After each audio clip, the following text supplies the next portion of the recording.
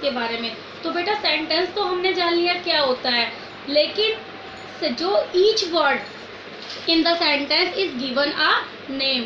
Sentence के अंदर जितने भी वर्ड्स होते हैं, मैंने आपको बताया था 1 2 3 4 5 6 के जरिए जितने भी वर्ड्स होते हैं उन वर्ड्स को एक नाम दिया जाता है।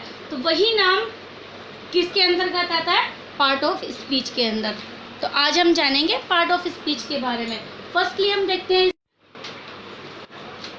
Words are divided into two different kind और classes called part of speech. यानी वो वर्ड्स जो सेंटेंस के अंदर डिफरेंट अलग अलग तरह के काइंड्स को, प्रकार को और क्लासेस दिखाते में बटे हुए होते हैं, वही हमारे क्या कहलाते हैं? Part of speech. According each word in a sentence is sorry according to their use और वर्क, अपने अपने यूज के अकॉर्डिंग और उनके काम के अनुसार दीज आर इन सेंटेंस, वो सेंटेंस के अंदर होते हैं।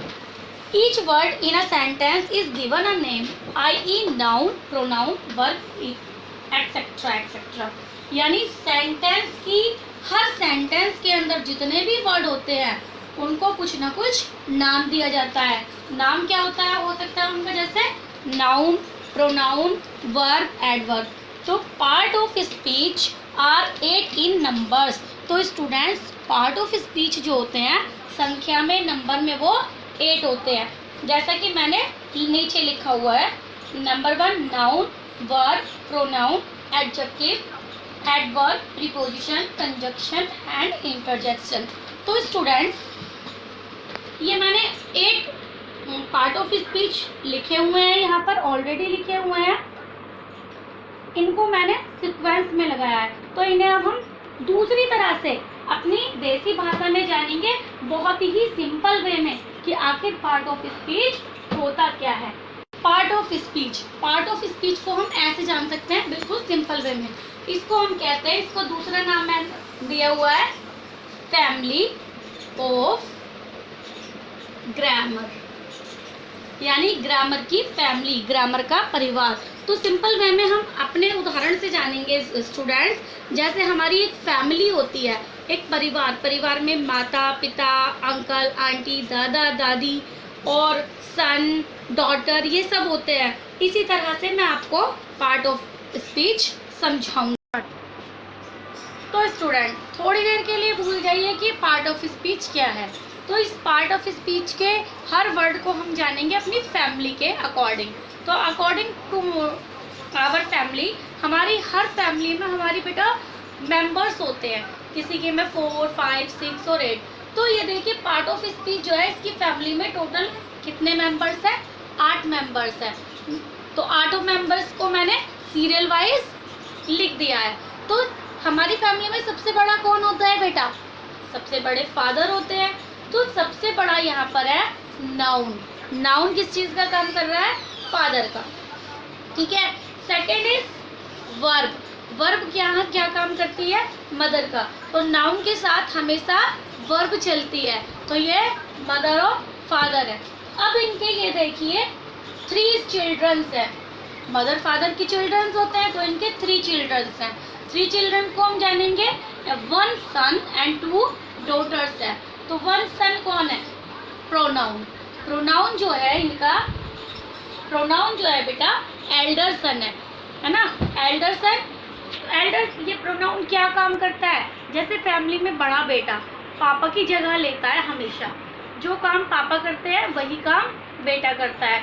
तो इट मीन्स ये प्रोनाउन जो है ये नाउन को रिप्लेस करता है। जहाँ जहाँ हमारा नाउन यूज होता है वहीं वहीं उसकी जगह पर प्रोनाउन का यूज किया जा सकता है। तो बेटा जैसे हम ये कहते हैं, मान लिया राम, या फिर ये देख लीजिए जैसे हम किसी के बारे में 10 लाइनें बोलनी है, हमने हमेशा पढ़ा होगा, हम काऊ के बारे में, डॉग के बारे में मैम हमें ऐसे लिखने को देती हैं। ठीक है। तो जब मैम हमें ऐसे लिखने को देती है, हम क्या बार बार उस चीज़ को रिपीट करते हैं? गाय सफ़ेद होती है, गाय हरी घास खाती है, गाय दूध देती है, गाय ये वो। तो इसकी जगह हम क्या यूज़ करते हैं? गाय, एक लाइन, फर्स्ट लाइन हमने लिख दी, गाय हमारी माता होती है, गाय सफ़ेद होती है। सेकेंड लाइन में हम गाय की जगह बार बार गाय का यूज़ ना करके हम करते हैं वह दूध देती है, वह हरी घास खाती है। तो गाय की जगह क्या आ गया, वह, यानी काउ, काउ की जगह आ जाएगा शी और इट। तो यही वर्ड्स हमारे प्रोनाउन कहलाते हैं। नेक्स्ट बेटा एडजेक्टिव। एडजेक्टिव है बड़ी बेटी।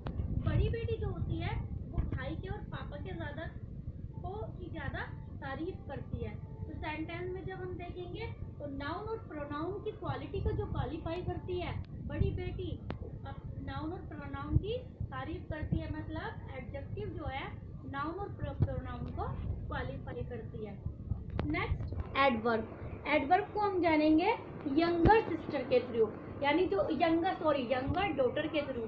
तो जो छोटी बेटी होती है वो कभी कभी, देखो छोटी बेटी होती है सबसे कुछ ना कुछ हटना होता है, कभी बड़े भाई को चूना लगाया, उससे कुछ ना कुछ अपना जो अपनी आपकी प्रॉब्लम होती है वो बड़े भाई से सॉल्व करा ली, कभी बड़ी दीदी बहन से करा ली, तो कभी मम्मी से कराई, कभी पापा से।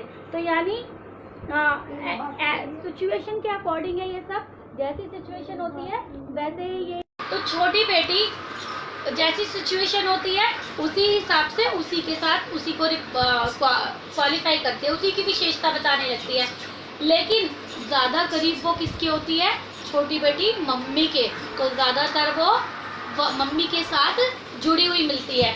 जैसे देखो बेटा इसमें भी आप देखोगे एड वर्ब, तो एड के वर्ब, तो एड जो है किसके साथ जुड़ा हुआ है, वर्ब के साथ, मीन्स मम्मी के साथ जुड़ा हुआ है। तो छोटी बेटी हमेशा एडवर्ब ज़्यादातर मोस्टली आपको वर्ब के साथ जुड़ी हुई मिलेगी। नेक्स्ट हम बात करते हैं प्रीपोजिशन।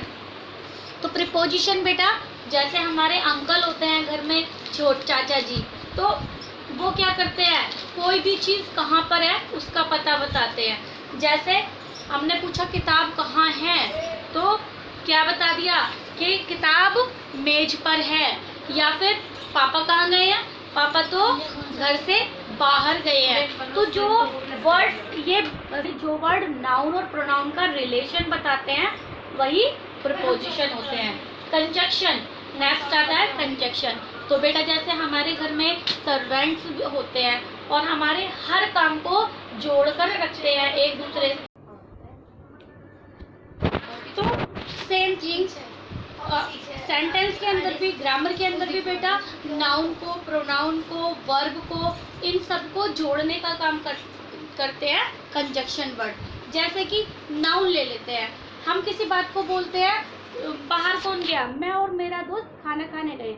मैं और मेरा दोस्त, मुझे और मेरे दोस्त को किसने जोड़ा, एंड ने जोड़ा बेटा। तो ये क्या हुआ, कंजक्शन हुआ, है ना। तो जोड़ने का काम कौन करता है, कंजक्शन करता है।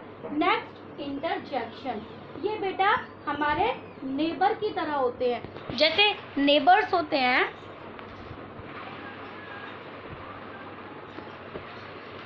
नेबर्स की तरह होते हैं। तो नेबर्स क्या होते हैं बेटा, हमारे सुख में, हमारे दुख में, हमारे लड़ाई झगड़ों में तुरंत हमारे काम आते हैं। तो ऐसे ही सेंटेंस ग्रामर की फैमिली में देखो, जब कोई सुख या दुख होगा, हमारे पास कौन से वर्ड निकल कर आएंगे। सपोज करो हमारी खुशी में आए, हमारी जीत में आए, तो नेबर आए और नेबर ने क्या किया, आ, हुर्रा, उफ। दुख हुआ तो शोक मनाएंगे, उफ। चोट लगी तो आउच की हमारे मुंह से सडनली आवाज़ निकलती है। तो यानी जब हमारे सुख और एक तरह से हमारे सुख और दुख की फीलिंग जो शेयर वर्ड करते हैं, जो शो करते हैं सुख और दुख की फीलिंग्स को, जैसे आउच, हुर्रा, ब्रेवो, ये सब कहाँ से निकल कर आते हैं, इंटरजेक्शन से आते हैं बेटा। That's it. नेक्स्ट वीडियो में मैं आपको पढ़ाऊंगी इसका फर्स्ट पार्ट नाउन, कि नाउन क्या होता है इन डिटेल में।